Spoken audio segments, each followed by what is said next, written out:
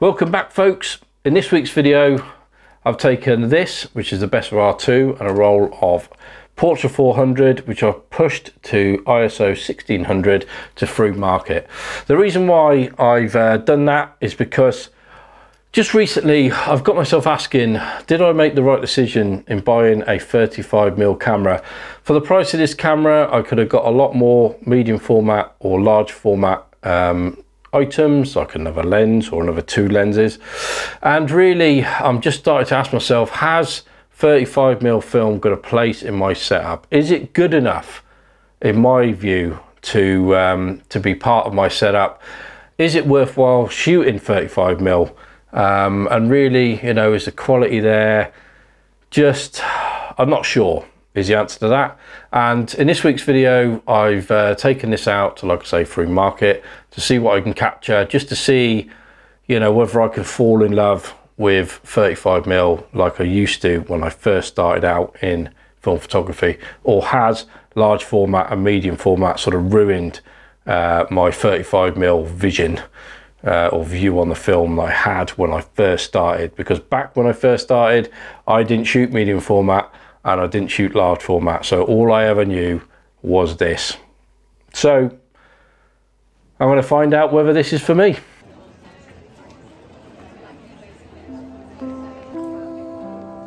Well, it's great saying you've got a store already. All these food.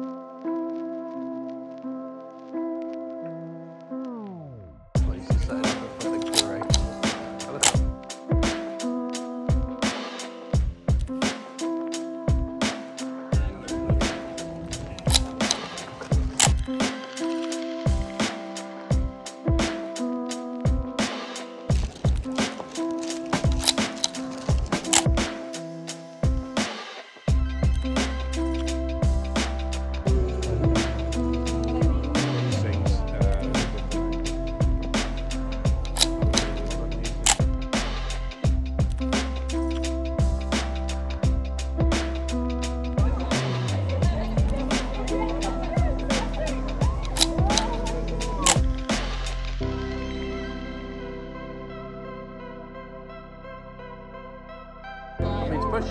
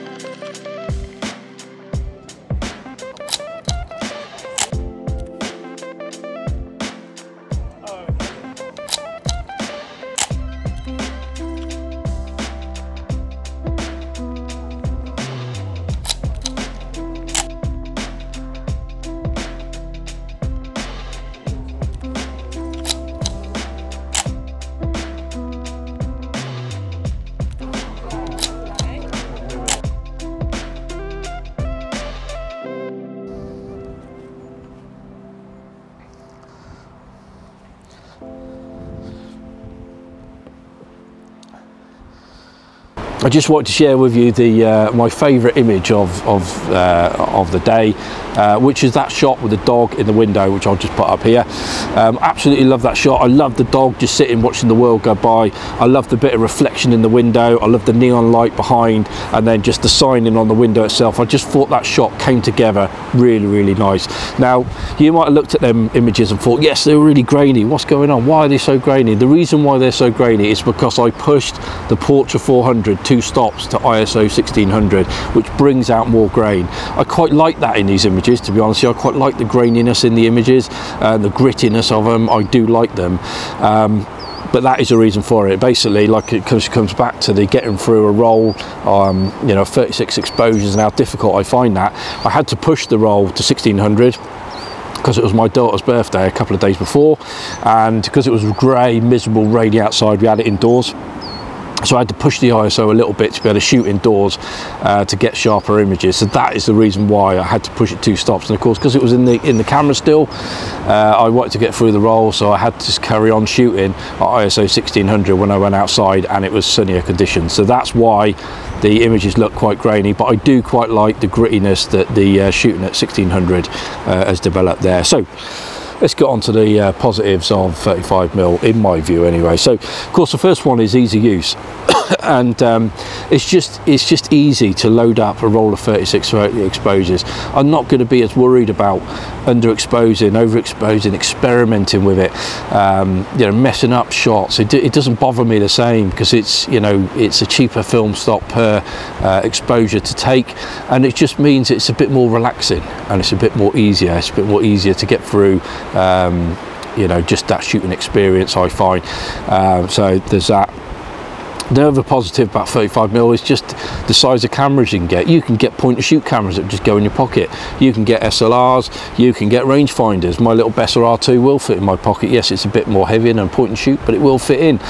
And so there's just lots of different options of cameras out there. There's all different variants. You could still pick 35mm cameras up for fairly cheap. You just have to stay away from the ones that are plastered all over YouTube all the time, or Instagram, because they're the ones that hold their value at the moment. But there is lots of options out there to get you started in 35mm, to make the hobby enjoyable to you guys, especially if you're coming from digital as well. Obviously it's a different, you know, it's a different way of shooting, different style of shooting. You know, a lot of digital cameras nowadays are very automatic, very easy. You know, when you step back and you have to think about your exposure triangle a lot more than what you do on a digital, you know, you want something and a place to start which is fairly easy. So, you know, there is lots of options out there. Do your research and find yourself a good camera and just get started in it. So yeah, it's just easy to get into. The other thing is just alluding to, you know, the not being so worried about messing up an exposure, or, you know, whatever it might be, having to do multiple exposures to bracket your exposures.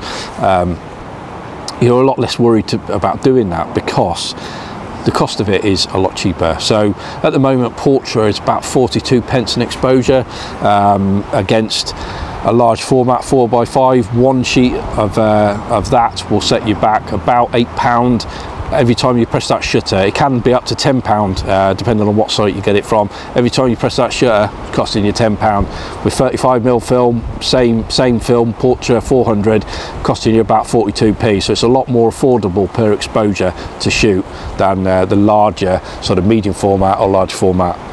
They're HP5 plus black and white film, set you back probably somewhere in the region 25p. We're talking about English pence here per exposure. So it's just a lot more affordable all round to shoot 35mm. And like I said, just getting back to one of the things I touched on earlier, it's a great place to start. Like I say, yes, it is more expensive than it was a few years ago. Of course it is. The cost of film is just ridiculous.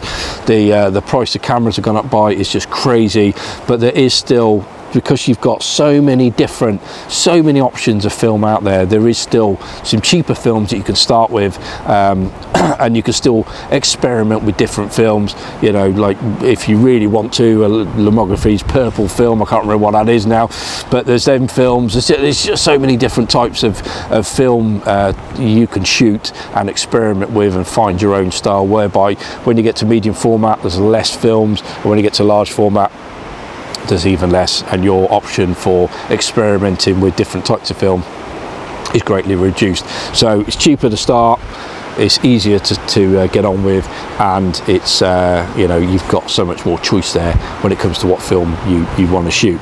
So that's it really. They're just sort of positives that I take away from this. And will I be keeping my 35mm camera? Does it have a place in my setup? Of course it does. You know, I love the Besser R2. I want to get a couple more lenses for it. I'm looking at the 50 and a 90mm lens for it at the moment, so I'm going to be getting them at some point. But yeah, it definitely has a place, even if it's not my daily shoot. even if I prefer taking my 4x5 or my medium format camera out.